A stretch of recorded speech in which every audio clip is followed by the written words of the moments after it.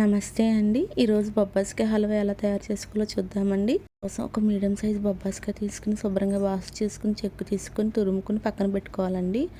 ఒక గిన్నెలో కొంచెం 2 స్పూన్ల నెయ్యి వేసుకొని బాదం పప్పులు జీడిపప్పులు ఫ్రై చేసుకుని పక్కన పెట్టుకోవాలండి. ఏ గిన్నెలో అయితే బాదం పప్పు జీడిపప్పు ఫ్రై చేసుకున్నామో అదే గిన్నెలో బొబ్బాస్కాయ తురుము వేసుకొని ఒక 5 మినిట్స్ ఫ్రై చేసుకోవాలండి. తర్వాత 2 కప్పులు పాలు పోసుకొని కొంచెం దగ్గర పడే వరకు ఉడికించుకోవాలండి. బొబ్బాస్కాయ గుజ్జు ఉడికినాక ఇప్పుడు అదే ఏ కప్పుతో అయితే పాలు తీసుకున్నామో అదే కప్పుతో 1.25 కప్పు బెల్లం వేసుకోవాలండి.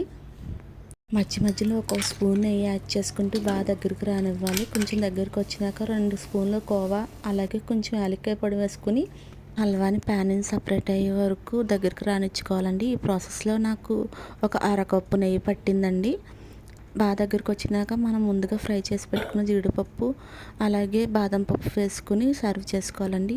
ఈ వీడియో కనుక మీకు నచ్చితే ప్లీజ్ సబ్స్క్రైబ్ చేసుకోండి. Thank you.